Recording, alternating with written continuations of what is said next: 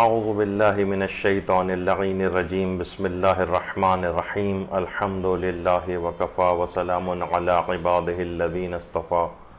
اللہم صل علی محمد وآل محمد۔ سورہ مبارک انفال وہ سورہ ہے کہ جو 9 اور 10ویں پارے میں آیا ہے، اور سورہ انفال مدنی سورہ ہے اور اس کی 75 آیات ہیں، اور نزولی ترتیب کے اعتبار سے اگر ہم دیکھیں تو یہ 88واں سورہ ہے، 88، اور یعنی ترتیب نزولی کے اعتبار سے 88واں ہے، اور موجودہ جو جمع آوری کے اعتبار سے موجودہ ترتیب کے اعتبار سے 8واں سورہ ہے۔ اور اس سورے میں 1244 یعنی 1244 کلمات ہیں اور 5388 حروف ہیں۔ ہر حرف کے اوپر ایک نیکی ملتی ہے کم از کم، تو اس لحاظ سے تقریباً 5500 نیکیاں تو فقط اس سورہ انفال کی تلاوت سے انسان کو حاصل ہو جاتی ہیں۔ اچھا، یہ جو سورہ ہے یہ حجم کے اعتبار سے متوسط سورہ میں شمار ہوتا ہے، یعنی اس سے پہلے ہم نے سبع طوال کا ذکر کیا، پچھلے جو نشستوں میں سورہ آئے ہیں جن کے متعلق گفتگو ہوئی ہے وہ طویل سوروں میں شمار ہوتے تھے، اس کو متوسط سورہ کہا جاتا ہے، اور تقریباً آدھے پارے کے لگ بھگ یہ سورہ ہے۔ اور البتہ کچھ افراد، کچھ علماء ایسے بھی ہیں کہ جو اسے طویل سورہ میں شمار کرتے ہیں، وہ اس طرح سے کہ اس کے بعد سورہ برات یا سورہ توبہ ہے۔ اب اس کی تفصیل بھی آگے چل کر آئے گی،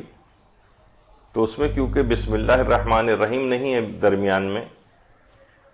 تو اس لحاظ سے دونوں کو ملا کر ایک سورہ شمار اگر کیا جائے تو پھر اس کا شمار طویل سورہ میں ہوگا، لیکن اس کی تفصیل ابھی آگے آ رہی ہے۔ اس سورہ کے مختلف نام ہیں سورہ انفال کے۔ اس کو جو ہے سورہ انفال بھی کہا جاتا ہے، اس کی بھی وجہ تسمیہ آگے آئے گی۔ اس کو سورہ بدر بھی کہا جاتا ہے، اس کو سورۃ الجہاد بھی کہا جاتا ہے، اس کا ایک نام قرینتین بھی ہے۔ تو بہت سارے اس کے نام ہیں، بہت سارے نام ہیں، جس کی وجہ ابھی آگے چل کر بیان ہوگی۔ وجہ تسمیہ کیا ہے سورہ انفال کی؟ دیکھیے، اس کی پہلی آیت ہی میں لفظ انفال آیا ہے، یسألونک عن الانفال۔ پیغمبر یہ لوگ آپ سے انفال کے بارے میں سوال کرتے ہیں، قل الانفال للہ والرسول، تو آپ کہہ دیجئے کہ انفال سب اللہ اور اس کے رسول کے لیے ہیں۔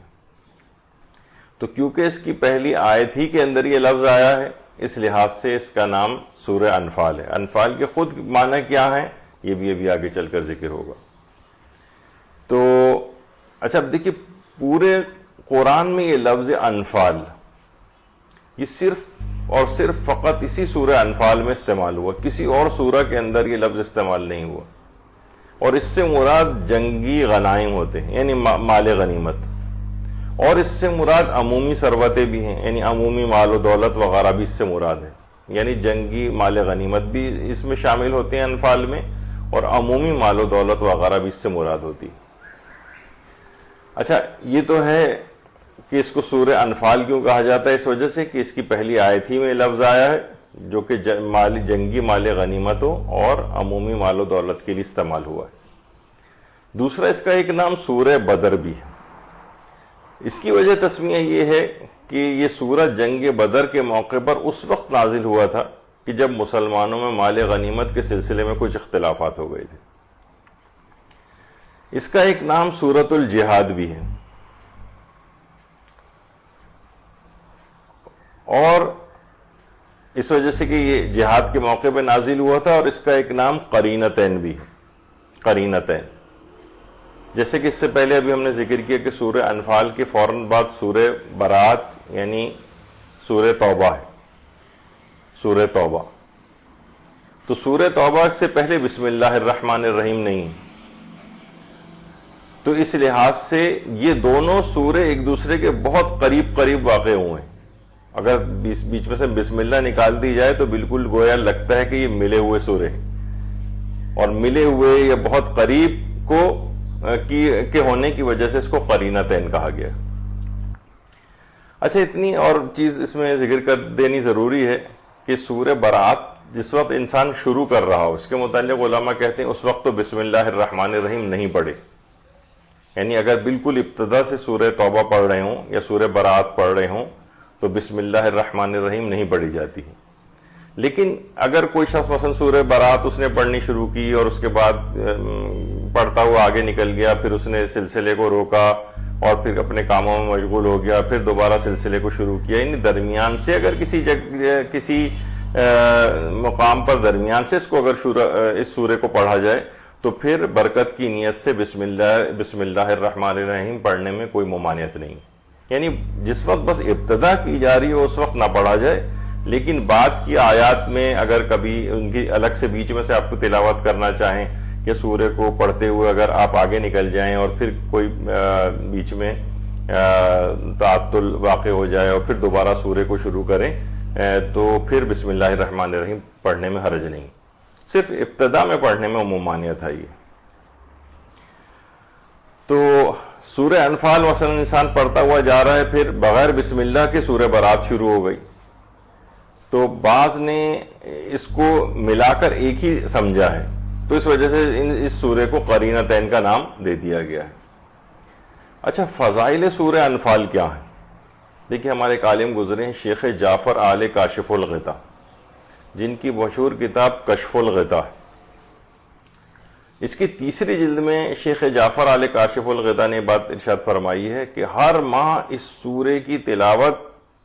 کرنا مستحب موقدہ ہے, تاکیدی مستحب ہے, کیونکہ ہمارے چھٹے امام جعفر صادق علیہ السلام کی ایک روایت میں ہر ماہ اس سورے کی تلاوت کے بہت ہی عظیم فوائد ذکر ہوئے, بہت عظیم فوائد.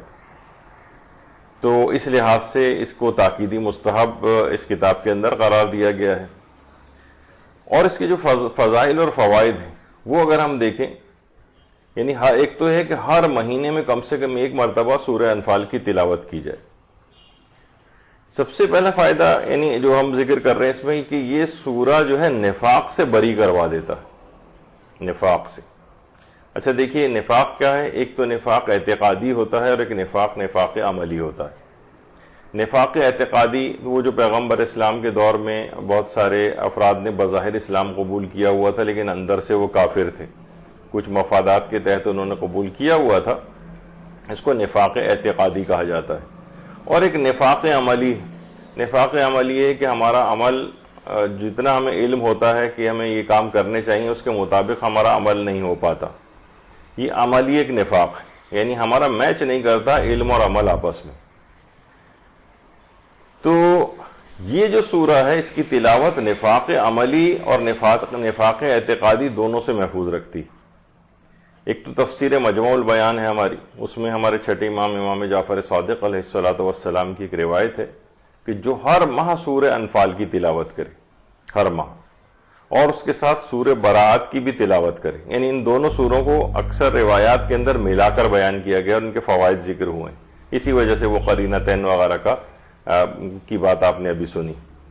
کہ اتنے قریب یہ سورے واقع ہیں کہ بیچ میں بسم اللہ نہیں ہے, اس وجہ سے ایک ملے ہوئے محسوس ہوتے ہیں.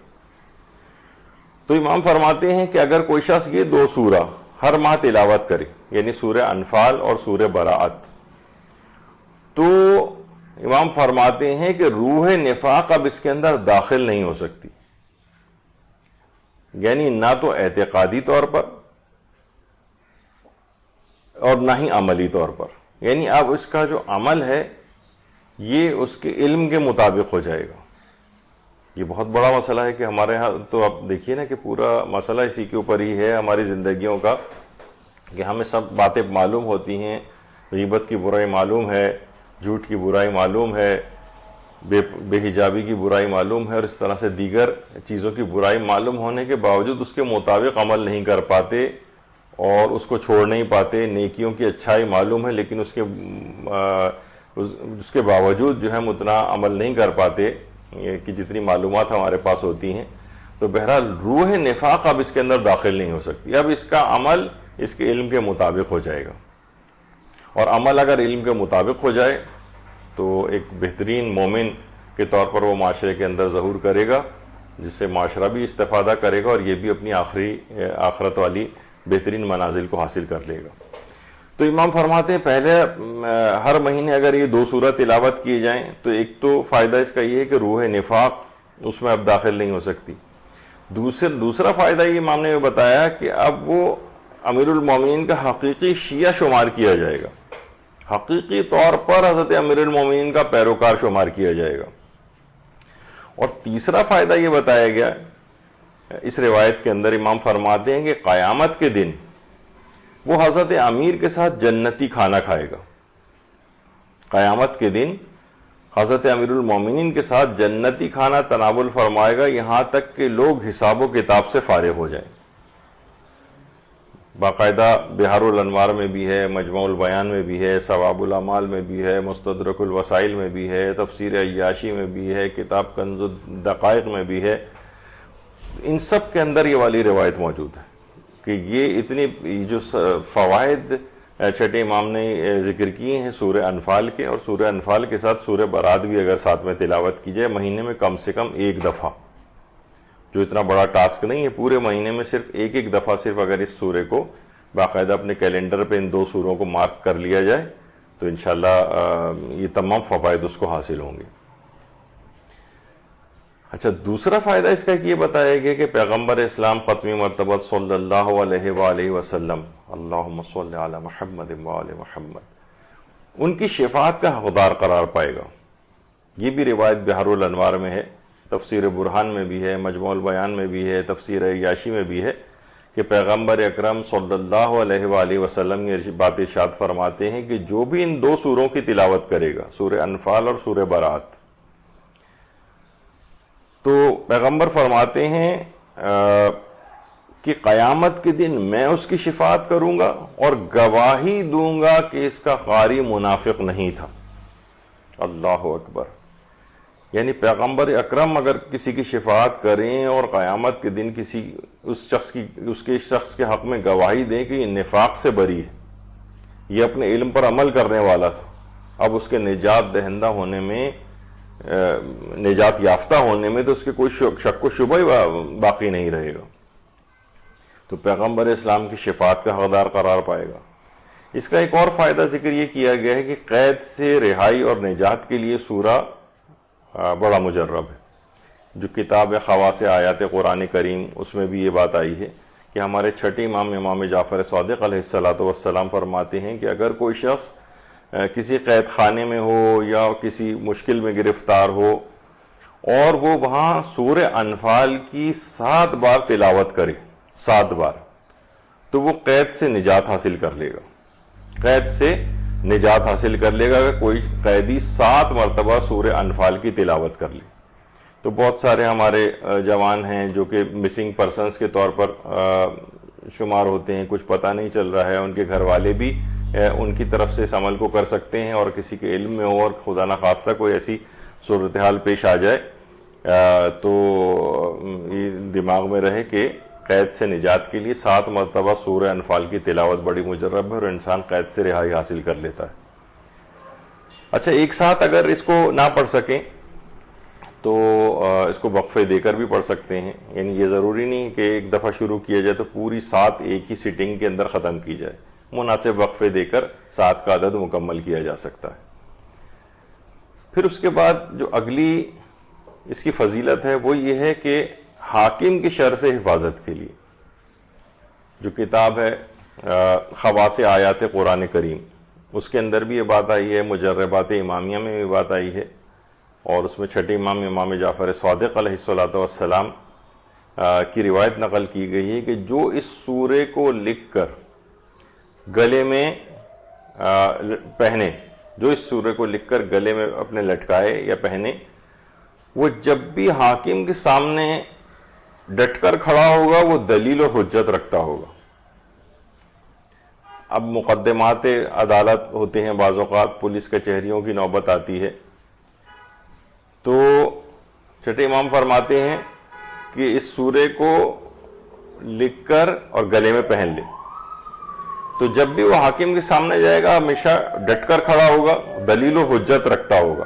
یعنی اب وہ حاکم جو ہے امام فرماتے ہیں اس کا حق ادا کرے گا اور اس کی حاجت کو پورا کرے گا، یعنی فیصلہ گویا اسی کے حق میں ہو جائے گا، یعنی جو یہ چاہے گا وہی ہو جائے گا۔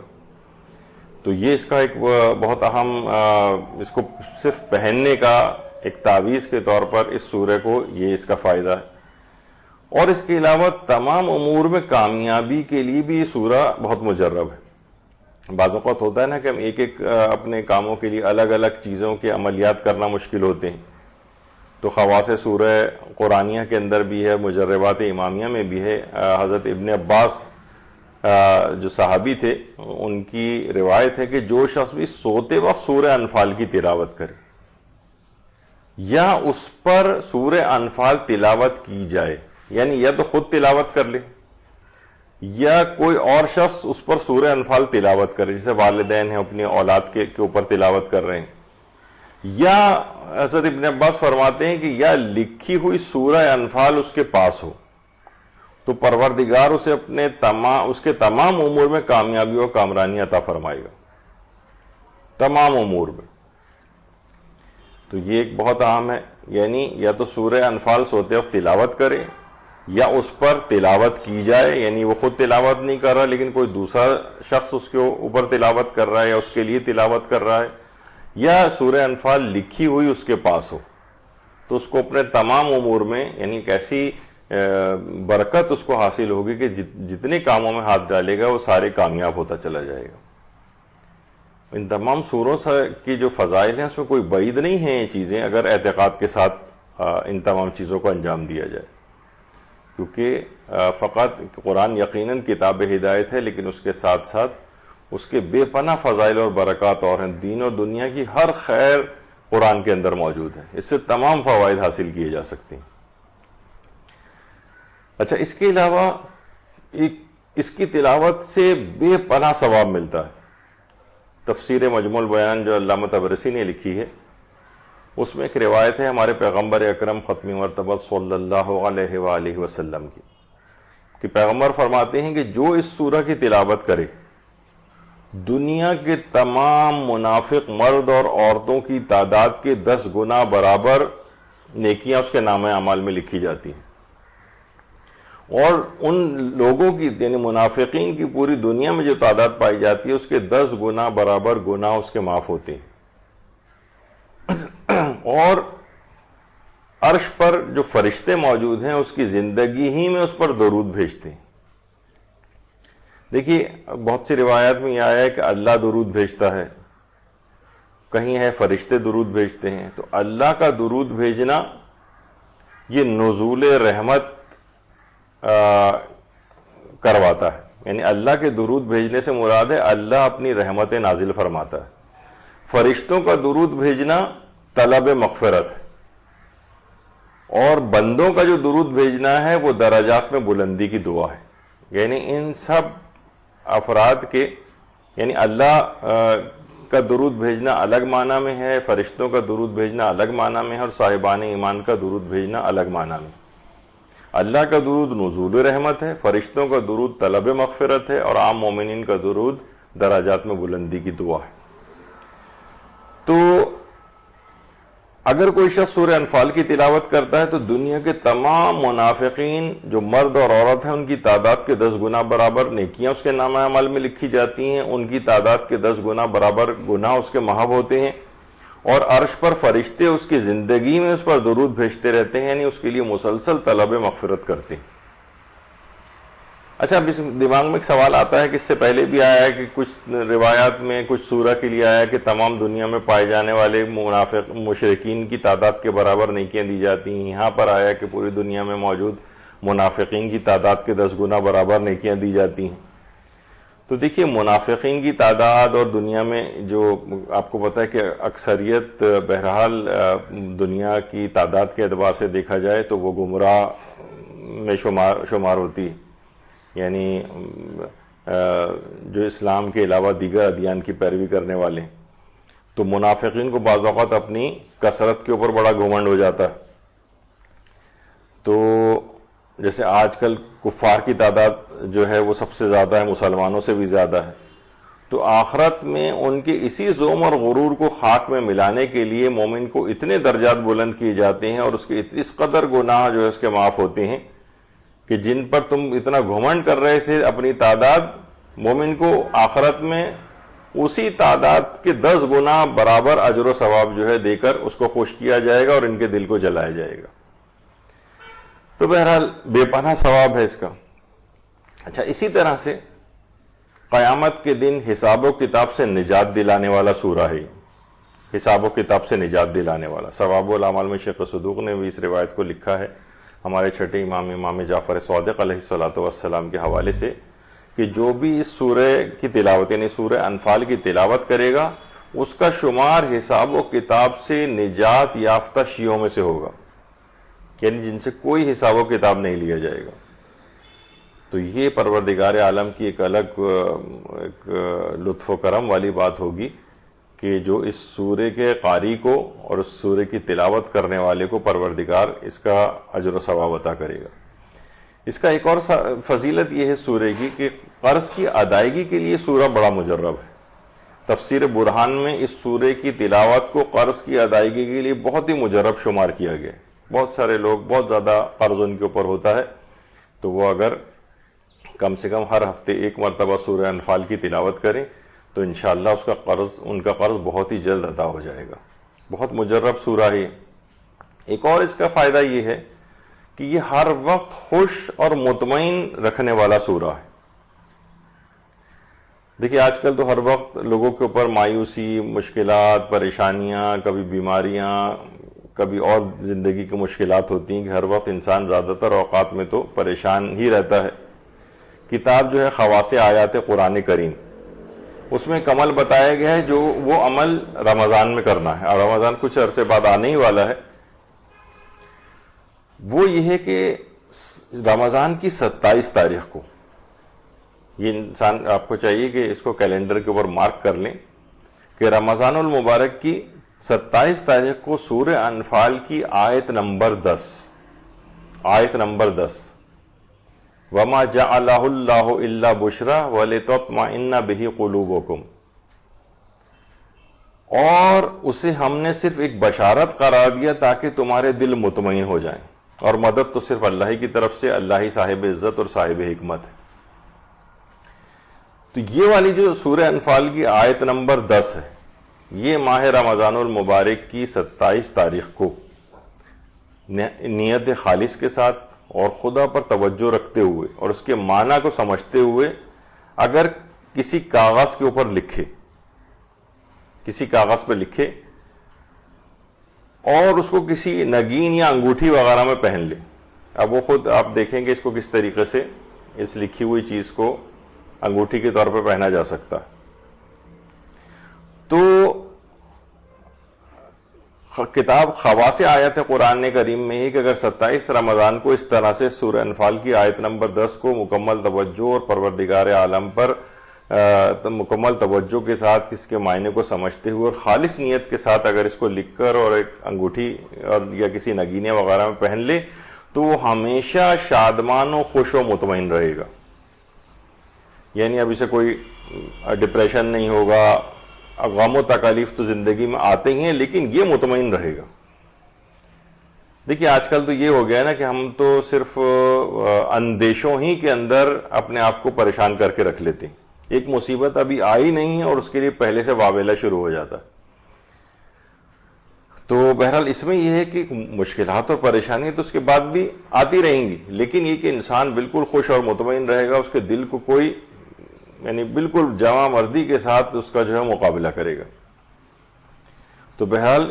مکمل خوش اور مطمئن رکھنے والا یہ اس سورہ کی آیت نمبر 10 کی خصوصیت ہے.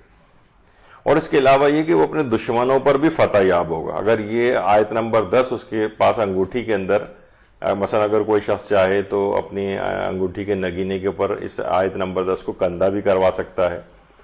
اور اس کے اوپر اگر نیل پالش وغیرہ ایک ٹرانسپیرنٹ نیل پالش آتی ہے، وہ اگر اس کے اوپر ایک کوٹنگ کر دے تو بغیر وضو اس کے اوپر ہاتھ لگانے والا مسئلہ بھی جو ہے وہ ختم ہو جائے گا. ایک کوٹنگ آ جائے گی اس تحریر کے اوپر تو پھر اس کو ہاتھ بھی لگا سکتا ہے. تو بہرحال یہ انتہائی خوش اور مطمئن کر دینے والا سورہ ہے کہ اس کے بعد وہ شخص ہمیشہ شادمان اور خوش اور مطمئن رہے گا، اور اگر مصیبتیں اور مشکلات آتی بھی ہیں تو بہت آرام کے ساتھ اور مطمئن دل کے ساتھ ان کا مقابلہ کرے گا. اس کی ایک اور فضیلت اس سورہ کی یہ ہے کہ لوگوں میں محبوب بنانے والا سورہ ہے.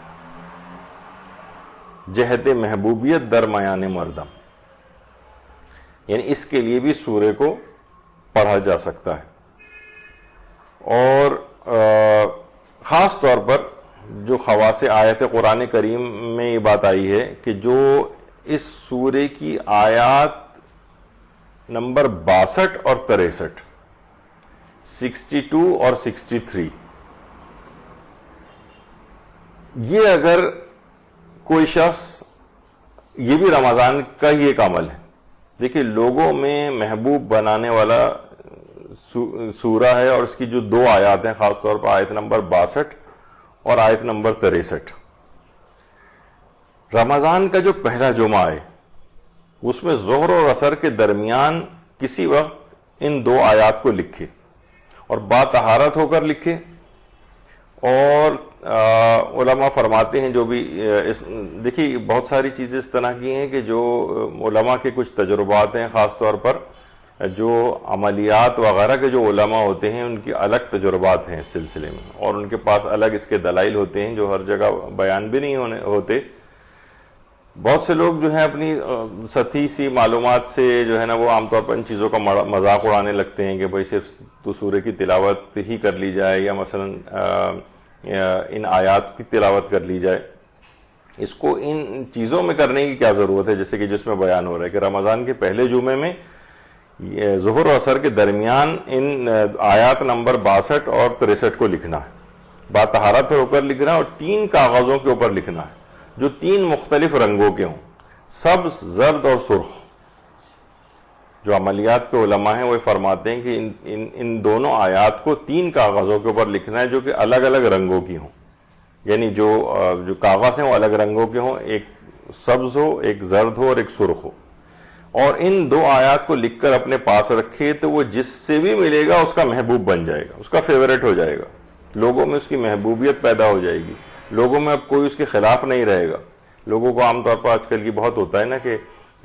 جناب وہ میرے خلاف ہے اور وہ میرے خلاف ہے اور وہ میرے خلاف ہے. اور جب کہ ہم اس میں دیکھتے ہیں کہ آیت اللہ مرشی نجفی کا جو وصیت نامہ ہے اس میں آیت اللہ مرشی نجفی نے اپنے زمانے طالب علمی کے جو ایام تھے اس کے اندر اس بات کا ذکر کیا تھا کہ لوگ میرے بہت زیادہ خلاف ہو گئے تھے، ہر شخص میرے خلاف ہو گیا تھا، میں بڑا مایوسی کی سی کیفیت کے اندر چلا گیا تھا کہ اتنے لوگ میرے خلاف ہو گئے. اچھا بعض اوقات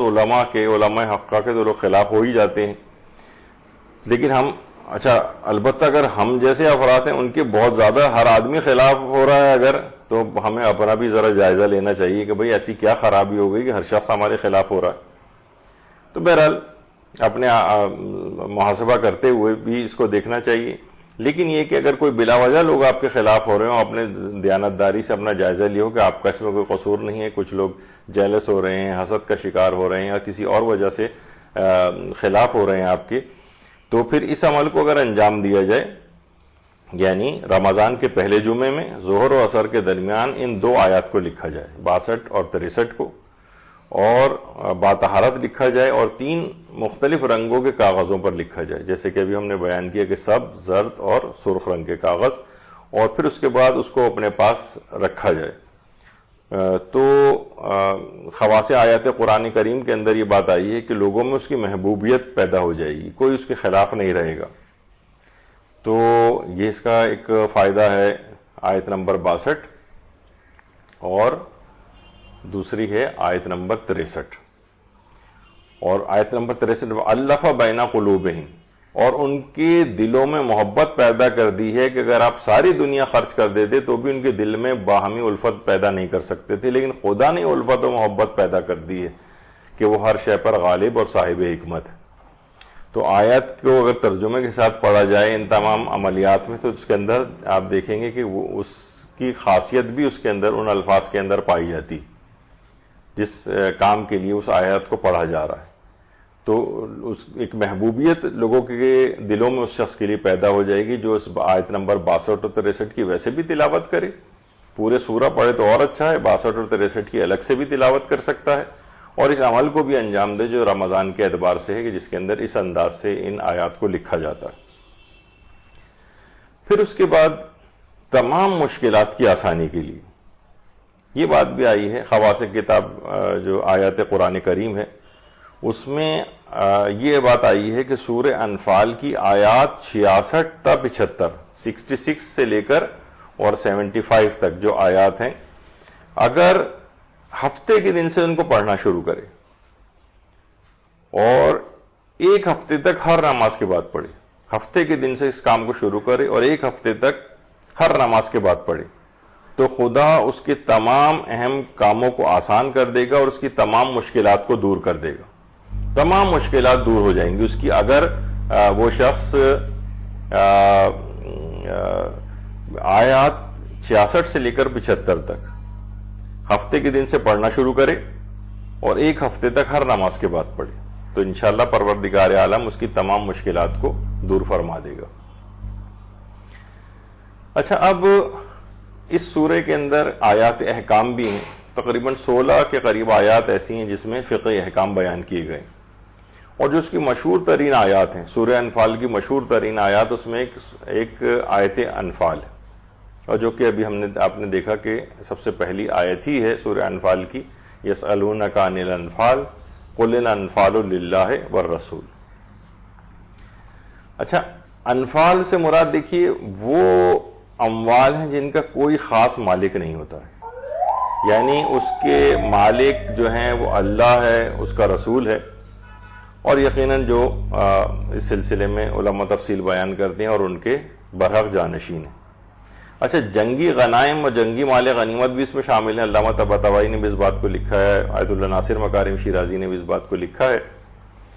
کہ جنگی غنائم بھی اس میں شامل ہیں اور جو عمومی ثروتیں ہیں وہ بھی شامل ہیں. جنگ بدر میں جب مسلمانوں کو کامیابی نصیب ہوئی تھی تو مہاجرین اور انصار کے ایک گروہ نے، پورے تمام مہاجرین اور انصار نہیں، ان کے ایک گروہ میں مال غنیمت کے سلسلے میں آپس میں جھگڑا ہو گیا تھا. وہ جو گروہ تھا وہ رسول خدا صلی اللہ علیہ وآلہ وسلم کی خدمت اقدس میں آیا، اور اس موقع پر یہ آیت نازل ہوئی، یسألونک عن الانفال، یعنی جس معاملے میں جھگڑا ہو رہا تھا. تو بہرحال ان اموال کا اختیار جو ہے، جو انفال ہیں، وہ اللہ، رسول اور ائمہ کے پاس ہے. اور انفال دیکھیے ہر اضافی چیز کو نفل کہتے ہیں، ہر اضافی چیز کو، یعنی نفل کی جمع انفال ہے جو اصل سے زیادہ ہو. اسی بنا پر دیکھیے جو وہ نماز یومیہ سے، بعض نماز یومیہ میں جو نوافل ہیں اس کے وہ واجب نماز سے پہلے پڑھے جاتے ہیں، بعض نمازوں میں واجب نماز کے بعد پڑھے جاتے ہیں، تو ان کو بھی نافل اسی وجہ سے کہا جاتا ہے کہ واجب نمازوں کی جو اصل واجب نمازیں ان سے یہ زائد پڑھے جاتے ہیں، اس وجہ سے ان کو نافلہ کہا جاتا ہے. یعنی انفال کسی کی ملکیت میں نہیں ہوتے تھے، یہ اللہ اور اس کے رسول کی ملکیت ہے. یعنی لوگ جو آپس میں جھگڑا کر رہے تھے مال غنیمت کے علاوہ اس طرح کی چیزوں میں، تو اس میں ان کو یہ بات بتائی گئی کہ یہ اللہ اور اس کے رسول کی ملکیت ہے، یہ عمومی لوگوں کی ملکیت نہیں. تو بہرحال اس کی جو اہم ترین، جو مشہور ترین جو آیات ہیں ان میں ایک آیت انفال ہے جو پہلی آیت تھی. اس کے علاوہ اس کی جو مشہور ترین آیت ہے اس میں آیت خمس ہے. خمس لوگ اسے کہتے ہیں، لیکن چلیں وہ عام طور پر ایک رائج چیز ہے، لیکن ہے اصل میں ہے خمس. یہ 41ویں آیت ہے، 41ویں آیت، اور 10ویں پارے کی تو پہلی آیت تھی، لیکن سورہ کے اعتبار سے سورہ انفال کی 41ویں آیت ہے. وَاعْلَمُوا أَنَّمَا غَنِمْتُم مِّن شَيْءٍ فَأَنَّ لِلَّهِ خُمُسَهُ وَلِلرَّسُولِ وَلِذِي الْقُرْبَى وَالْيَتَامَى وَالْمَسَاكِينِ وَابْنِ السَّبِيلِ.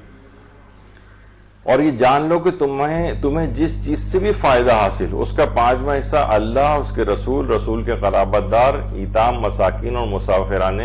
غربت زدہ کے لیے۔ تو بہرحال یہ مشہور ترین آیات میں سے، اور ہر قسم کی آمدنی اور نفع کے اوپر اس میں خمس کا حکم ہے۔ من شیء، جو بھی تمہیں فائدہ حاصل ہو، یعنی صرف مال غنیمت سے متعلق نہیں، عام مسلمانوں میں اور شیعہ حضرات میں یہی ایک اس آیت کے ضمن میں ایک اختلاف موجود ہے۔ وہ کہتے ہیں صرف مال غنیمت سے متعلق یہ آیت آئی ہے، جبکہ ہمارے پاس روایات بھی ہیں، اور من شیء سے بھی علماء اس کی بہت زیادہ تفصیل، ہم جو خمس کے سلسلے میں دروس منعقد ہوئے تھے اور اس پہ اعتراضات اور اس میں تو ذکر ہوئے تھے، تو ان کے جوابات دینے میں اس کا کافی تجزیہ کیا گیا تھا ان آیات کا۔ تو بہرحال جو تفصیل کی شائقین ہو وہ اس کو سن سکتے ہیں، یا تفاسیر وغیرہ کے اندر اس کی 41ویں آیت کی تفاسیر کے اندر اس کو تفصیل سے پڑھ سکتے ہیں۔ یعنی فقط جنگی مال غنیمت کے لیے نہیں ہے، بلکہ تمام فوائد اور بچت وغیرہ بھی اس کے اندر شامل ہے۔ پھر اس کے بعد ایک اور آیت ہے، اس کی مشہور آیت اولو الارحام، اور جو لوگ بعد میں ایمان لائے اور ہجرت کی اور آپ کے ساتھ جہاد کیے وہ بھی تم ہی میں سے ہیں، اور قرابت دار کتاب خدا میں سب آپس میں ایک دوسرے سے زیادہ اولیت اور قربت رکھتے ہیں۔ تو یہ آیت اولو الارحام ہے، یہ اس کی مشہور ترین آیات میں سے ایک ہے۔ اس کے علاوہ ایک آیت صلح ہے، صلح، یہ آیت سلم بھی اسے کہا جاتا ہے۔ سلم یعنی آیت کیا ہے؟ اور اگر وہ صلح کی طرف مائل ہوں تو تم بھی جھک جاؤ اور اللہ پر بھروسہ کرو کہ سب کچھ سننے والا اور جاننے والا ہے۔ یعنی اگر یہ لوگ صلح کی طرف مائل ہوں تو تم بھی اس طرف مائل ہو جاؤ اور خدا پر بھروسہ رکھو۔ دیکھیے امام حسن علیہ السلام نے جو صلح کی، یا امام خمینی نے جو جنگ بندی کی تھی اور کہا تھا کہ میں زہر کا گھونٹ پی رہا ہوں، بعض علماء یہ فرماتے ہیں کہ حکم فقط یہ جو حکم صلح ہے فقط جنگ کے لیے نہیں ہے، بلکہ ایک عمومی حکم بھی ہے۔ یعنی جب بھی صلح چاہتا ہو اس کے ساتھ صلح کر لی جائے۔ یعنی اگر وہ صلح کی طرف مائل ہوں تو تم بھی جھک جاؤ، تم بھی صلح کی طرف آمادہ ہو جاؤ۔ دیکھیے خاندانوں میں کتنے جھگڑے آپس میں ہوتے ہیں، ایک فریق جو ہے وہ کسی صورت صلح کرنا ہی نہیں چاہتا، کسی صورت بات ماننے کو تیار نہیں ہوتا، حتیٰ کہ ہم دیکھتے ہیں کہ لوگ قبر کے گڑھوں میں جا پہنچتے ہیں لیکن گردن میں وہ جو سریا لگا ہوا ہوتا ہے وہ نکلنے کا نام نہیں لیتا ہے، ایک دوسرے سے اس قدر ناراض ہو کر۔ یعنی اس میں سے بعض فریق تو ایسے ہوتے ہیں جو واقعتاً صلح کرنا چاہتے ہیں کہ چلو جو ہو گیا ہو گیا،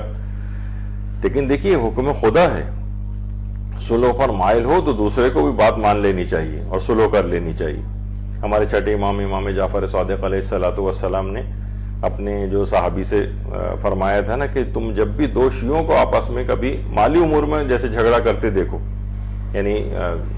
مالی امور میں جھگڑا اگر ان میں ہو رہا ہو تو میرے مال سے تم وہ تاوان اور فدیہ ادا کر دو جس کی وجہ سے ان میں آپس میں جھگڑا ہو رہا ہے، ان کی صلح کرا دو۔ اب دیکھیے نا کوئی نہ کوئی تو غلطی پر ہوگا نا، کوئی نہ کوئی تو ناحق ہوگا۔ امام اس تفصیل میں نہیں گئے، کہا اس کو چھوڑو، یہ میرا مال ہے، یہ مثلا دو افراد میں آپس میں جھگڑا ہو رہا ہے، وہ کہہ رہا ہے کہ تم نے میرا مال مجھے واپس ہی نہیں کیا، دوسرا کہہ رہا ہے مثلا کر دیا، یہ کوئی اور اس طرح کا کوئی ڈسپیوٹ ہے۔ امام نے ایک مال الگ سے رکھا ہوا تھا، اپنے اصحاب کے پاس رکھوایا ہوا تھا کہ جب تم دیکھو کہ دو شیعوں میں اس طرح سے آپس میں مالی امور میں یہ لوگ جھگڑا کر رہے ہوں آپس میں، تو تم یہ پیسے ان کو دے کر اور ان کے جھگڑے کو نمٹا دو۔ یعنی مال کو دیکھیے کبھی کبھار جھگڑا ختم کروانے میں بھی خرچ کرنا چاہیے، کر دیں۔ بعض اوقات ہوتا ہے نا خاندانوں میں لڑائیاں کچھ ہو گئی ہیں آپس میں، آپ ایک بہترین دعوت کا انتظام کر دیجیے، 10-20 ہزار کر دیں خرچ، مثلا اپنی حیثیت کے مطابق۔ 10-20 ہزار کی کیا حیثیت ہے اگر دو خاندان آپس میں مل جائیں؟ دیکھیے کھانا کھلانے کے اندر ایک بڑی اس کی اہمیت اور حیثیت، کسی کو اپنے پاس مہمان بلائیں، کھانے پر بلائیں، تو بہرحال مال کو خرچ کیا جا سکتا ہے۔ تو مفضل جو امام کے صحابی تھے انہوں نے میراث کے مسئلے پر شیعوں کا ایک جھگڑا نمٹایا تھا، شیعوں میں جھگڑا ہو گیا تھا میراث پہ، 400 درہم کا کوئی اختلاف تھا، تو مفضل نے جا کر وہ 400 درہم ان جھگڑا کرنے والوں میں جو تقاضا کر رہا تھا اس کو دے دیا، اور یہ بات بھی کہی کہ دیکھو یہ میرا مال نہیں، بلکہ میرے آقا و مولا امام معصوم نے مجھے حکم دیا ہے کہ اس موقع پر مال امام سے استفادہ کر کے ان کے اصحاب کے درمیان صلح اور مصالحت کروا دیا کروں. تو بہرحال اس کی بڑی اہمیت ہے جو آیت صلح اس کے اندر ہے. تو یہ عمومی حکم ہے, یہ فقط جنگ کے اعتبار سے تو شان نزول کے اعتبار سے تو جنگ کے موقع پر کے لیے آیات نازل ہوئی, لیکن حکم جو ہے عمومی ہے. یعنی اگر کوئی فریقین آپس میں لڑ رہے ہوں تو اگر کوئی ایک صلح پر آمادہ ہو تو پھر دوسرے کو بھی آمادہ ہو جانا چاہیے. اس کے علاوہ اس کی مشہور ترین آیات میں آیت نصر ہے, اور اس کے علاوہ یہ والی آیت بھی ہے کہ انما المؤمنون الذین اذا ذکر اللہ وجلت قلوبہم واذا تلیت علیہم آیاتہ زادتہم ایمانا وعلی ربہم یتوکلون. یعنی صاحبان ایمان در حقیقت وہ لوگ ہیں جن کے سامنے ذکر خدا کیا جائے تو ان کے دلوں میں خوف خدا پیدا ہو, اور اس کی آیات کی تلاوت کی جائے تو ان کے ایمان میں اضافہ ہو جائے, اور وہ لوگ ہی اللہ پر توکل کرتے ہیں. یعنی ایسے افراد تلاوت قرآنی سے تلاوت قرآنی سے ایمان میں اضافے سے اضافہ ہونا چاہیے. یعنی اگر ہم گناہوں کے اندر زندگی بسر کریں اور بس تلاوت اس کے ساتھ ویسے ہی کرتے رہیں تو اس کی اپنی برکتیں تو ہوتی ہیں, لیکن اصلاً یہ ہے کہ ان تلاوت قرآن سے ایمان میں اضافہ ہونا چاہیے. اگر ایمان میں اضافہ نہیں ہو رہا ہے اور بس ایک رٹے کی طرح سے ایک چیز پڑھی جا رہی ہے تو یقیناً اس کا بھی اپنی جگہ پہ ثواب ہے تلاوت کے اعتبار سے, لیکن اس میں اپنے آپ کو چیک کرنا چاہیے کہ مومنین کی خاص طور پر یہ علامت بتائی گئی کہ جیسے جیسے آیات کی تلاوت کی جاتی ہے تو ان کے ایمان میں اضافہ ہوتا ہے. اور آیت نصر وہ جو اس سے پہلے ذکر ہو رہی تھی وہ یہ والی آیت ہے کہ اگر یہ آپ کو دھوکہ دینا چاہیں گے تو خدا آپ کے لیے کافی ہے, اس نے آپ کی تائید اپنی نصرت اور صاحبین ایمان کے ذریعے کی ہے. تو اس کو آیت نصر کہا جاتا ہے, یہ بھی اس کی مشہور آیات میں سے ہے. اچھا, رسول اللہ سے خیانت کی مذمت کی آیت دیکھیے, آیت کیا ہے؟ یا ایھا الذین آمنوا لا تخونوا اللہ والرسول وتخونوا اماناتکم وانتم تعلمون. ایمان والو خدا اور رسول اور اپنی امانتوں کے بارے میں خیانت نہ کرو جبکہ تم جانتے بھی ہو. دیکھیے ایک آیت, یہ جو آیت تھی یہ ابو لبابہ انصاری رسول خدا کے ایک صحابی تھے, پیغمبر اسلام کے ساتھ بہت ساری جنگوں میں انہوں نے شرکت کی تھی, بعض جگہ پہ پیغمبر کی نمائندگی بھی کی تھی, لیکن جو غزوہ بنو قریظہ ہوا تھا اس میں غلطی ان سے ہو گئی تھی, اور وہ غلطی یہ تھی کہ ایک جنگی راز دشمنوں کو بتا دیا تھا. زبان سے بھی نہیں بتایا تھا, فقط اشارہ کیا تھا جس سے وہ لوگ سمجھ گئے تھے. تو بہرحال انہوں نے غلطی سے توبہ کرنے کے لیے خود کو مسجد نبوی کے ایک ستون سے باندھ دیا. مسجد نبوی کے ستون سے اپنے آپ کو باندھ دیا. تو سورہ انفال کی یہ آیت نمبر 27 نازل ہوئی جب انہوں نے خیانت کی تھی. اچھا, پھر جب انہوں نے توبہ کی اور توبہ ان کی قبول ہو گئی تو سورہ توبہ کی آیت نمبر 102, سورہ توبہ کی آیت نمبر 102.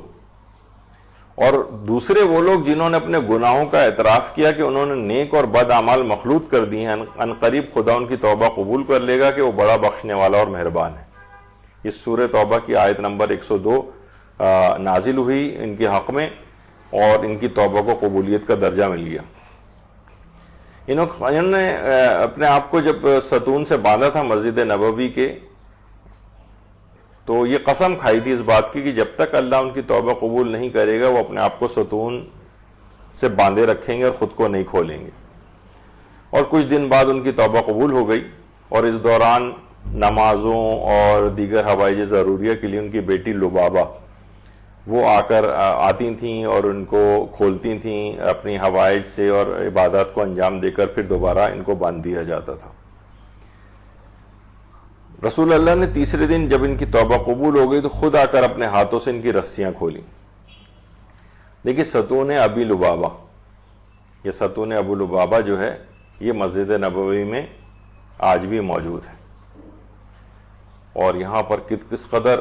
ریاض الجنہ میں ہے، کس قدر یہاں پر لوگوں کا ہجوم ہوتا ہے. یہاں پر جو بھی شخص آتا ہے اس کی اپنی بھی اس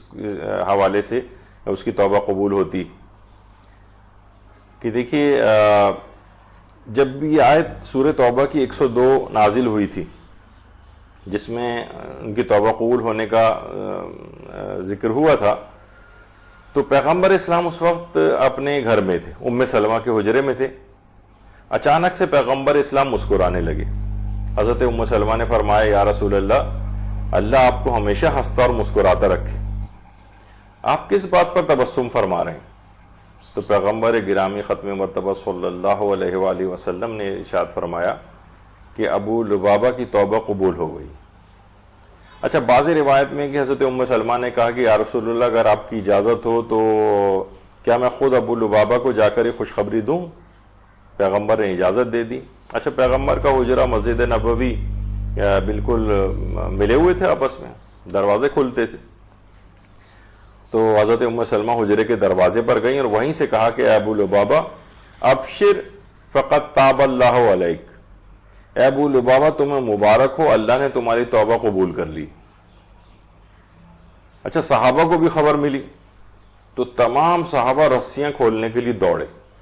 لیکن ابو لبابہ نے روک دیا، کہا کہ خدا کی قسم فقط اللہ کے رسول اپنے دست مبارک سے مجھے آزاد کریں گے تو میں آزاد ہوں گا. اچھا، پیغمبر اسلام پھر فجر کی نماز کے لیے جب گھر سے نکلے تو اپنے دست مبارک سے ابو لبابہ کو انہوں نے رسیاں کھول کر آزاد کیا. اچھا دیکھیے، اس میں کچھ پیغامات بھی. ایک تو یہ دیکھیے، ابو لبابہ چاہتے تو اپنی غلطی پر خاموشی بھی اختیار کر سکتے تھے، کسی کو ہوا ہی نہ لگنے دیتے کہ مجھ سے یہ غلطی ہو گئی. انہوں نے اپنی زبان سے بھی کچھ نہیں کہا تھا، فقط ایک اشارے کے ذریعے ایک جنگی راز کو کھول دیا تھا. ابھی اس کی تفصیل میں جانا بیکار ہے. تو بہرحال کسی کو ہوا نہیں لگنے دیتے، لیکن مخلص تھے، اپنی غلطی کا اعتراف کیا، خوف خدا رکھتے تھے، خود اپنے لیے سزا کو تجویز کیا اور اپنے آپ کو باندھ لیا. تو دیکھیے، جو بھی گناہ کا معترف ہوتا ہے یا نادم شخص ہوتا ہے تو تمام لوگوں کے دل میں بھی اس کے لیے ایک محبت اور ہمدردی کا جذبہ آ جاتا ہے کہ بھائی دیکھو یہ نادم ہے، غلطی اس سے ہو گئی ہے. گناہوں پر انسان اصرار نہ کرے، فخر نہ کرے، اڑا نہ رہے، یہ بدبختی کی علامتیں ہوتی ہیں. اور بہرحال ابو لبابہ اپنی قوم کے سردار بھی تھے، خود لوگ بھی، تمام اصحاب بھی یہی چاہتے تھے کہ ابو لبابہ کی توبہ قبول ہو جائے. پیغمبر اسلام کے دل میں بھی یہ خواہش تھی کہ ابو لبابہ کی توبہ قبول ہو جائے. تو بہرحال اس لحاظ سے ان کی توبہ قبول ہو گئی. تو یہ استوانہ ابی لبابہ، استوانہ ستون کو کہتے ہیں. یہ مسجد نبوی میں آج بھی موجود ہے، اوپر لکھا ہوا بھی ہے جس کو بڑا کر کے سائڈ میں ہی دکھایا گیا ہے. یہاں پر تمام مسلمان اور مومنین یہاں پر آ کر جمع ہوتے ہیں، اپنی اپنی توبہ قبول کرتے ہیں، یہاں پہ نمازیں پڑھتے ہیں. تو بہرحال یہ اس کی جو رسول اللہ سے خیانت والی جو آیت ہے، جس کی مذمت میں آیت نازل ہوئی تھی، جس وقت انہوں نے وہ غلطی کی تھی اور ایک جنگی راز کو کھول دیا تھا، اور اس کے بعد پھر جب توبہ قبول ہوئی تو سورہ توبہ کی 102ویں آیت وہ نازل ہوئی، اور اس کے بعد پیغمبر اسلام نے آ کر خود ابو لبابہ کو ان رسیوں سے آزاد کیا. بعض علماء اس میں بھی بیان کرتے ہیں کہ پیغمبر اکرم نے یہ بات بھی ارشاد فرمائی تھی کہ اگر اس سے کہیں پہلے ابو لبابہ ہمارے پاس آ جاتا تو اس سے کہیں پہلے، اتنا دن کا بھی انتظار نہیں کرنا پڑتا اور کہیں پہلے توبہ قبول ہو جاتی. تو پیغمبر اسلام انہوں نے کیا کیا کہ ڈائریکٹ اپنے آپ کے لیے سزا تجویز کر دی. یہ پیغمبر کے پاس آ کر معافی مانگ لیتے تو اتنے دن کی زحمت میں گرفتار ہونے کی بھی ضرورت نہ ہوتی، اور کہیں پہلے پیغمبر اسلام کی شفاعت سے پیغمبر اسلام ان کے لیے طلب مغفرت کرتے تو کہیں پہلے ابو لبابہ کی توبہ قبول ہو جاتی. لیکن اس کے لیے کئی دن کا ان کو انتظار کرنا پڑا، کیونکہ بارگاہ خداوندی میں ڈائریکٹ انہوں نے اپنا کیس پیش کر دیا. تو بہرحال بہت سارے افراد جو کہ ذرا وہابی فکر کے حامل ہوتے ہیں، وہ ہر وقت یہی سوچتے ہیں کہ ان کا توسل کیوں اختیار کیا جائے. توسل اختیار کرنے سے معاملات جلدی حل ہو جاتے ہیں. آپ ان کا اکرام کی وجہ سے، ان شخصیات جو بزرگ شخصیات ہوتی ہیں، ان کے اکرام کی وجہ سے اللہ جلد آپ کی توبہ کو قبول کر لیتا ہے. تو اس لحاظ سے یہ اس کے اندر یہ آیت موجود تھی جس میں خیانت پیغمبر کے سلسلے میں اس کی مذمت ہوئی، اور اس کے بعد پھر سورہ توبہ میں ان کی توبہ کی قبولیت کا تذکرہ آیا۔ پھر ایک اور آیت جو اس کے اندر مشہور آیات میں سے، وَأَطِیعُوا اللَّهَ وَرَسُولَهُ وَلَا تَنَازَعُوا فَتَفْشَلُوا وَتَذْهَبَ رِیحُکُمْ وَاصْبِرُوا إِنَّ اللَّهَ مَعَ الصَّابِرِینَ، اور اللہ اور اس کے رسول کی اطاعت کرو اور آپس میں اختلاف نہ کرو کہ کمزور پڑ جاؤ اور تمہاری ہوا بگڑ جائے، اور صبر کرو کہ اللہ صبر کرنے والوں کے ساتھ ہے۔ تو یہ بھی اس کے اندر بھی بڑے پیغامات ہیں کہ اس میں جھگڑا اور تنازع کرنے سے منع کیا گیا ہے، کیونکہ جھگڑے اور تنازع سے ہمیشہ یہ ہوتا ہے کہ انسان کمزور پڑ جاتا ہے، خاندان کمزور پڑ جاتے ہیں، قومیں کمزور پڑ جاتی ہیں، آپس میں اختلافات سے ہوا اکھڑ جاتی۔ یعنی اب اندر سے جو اس طرح بعض اوقات دیکھیے دشمن بھی ان چیزوں کو سمجھتا ہے کہ آپ کو پتہ ہے آج کل بیرونی حملے اور فوج کشی کم ہوتی ہے، اندر ہی اس طرح کے اختلافات کو ہوا دے کے ملک کو اندرونی طور پر کمزور کیا جاتا ہے۔ تو شیطان کے اس چکر میں نہیں آنا چاہیے اور آپس میں تنازعات اور جھگڑوں سے پرہیز کرنا چاہیے، کیونکہ اس کے اندر اللہ اور اس کے رسول کی اطاعت کرو اور آپس میں اختلاف نہ کرو، ورنہ کمزور پڑ جاؤ گے اور تمہاری ہوا اکھڑ جائے گی۔ تو بہرحال اس طرح سے جو اس کی مزید آیات ہیں، اس کو بھی چاہیے کہ انسان کو کہ وہ مسلسل ان آیات قرآنی کی تلاوت کرے، ان کے پیغامات کو سمجھے اور ان پیغامات کو اپنی زندگیوں میں رائج کرنے کی وہ کوشش کرے۔ اس کے بعد انشاءاللہ یہ دو سورہ ہم نے اس کے کچھ فضائل کے ساتھ اور اس کی مشہور ترین آیات اور اس کے ایک تعارف کے ساتھ اس کو آج مختصر طور پر مکمل کیا۔ انشاءاللہ جو اس کے بعد اگلا سورہ ہے سورہ توبہ یا سورہ برات، اس پر ہماری گفتگو ہوگی۔ وصلی اللہ علی محمد وآلہ الطیبین الطاہرین، اللہم صل علی محمد وآل محمد وعجل فرجہم۔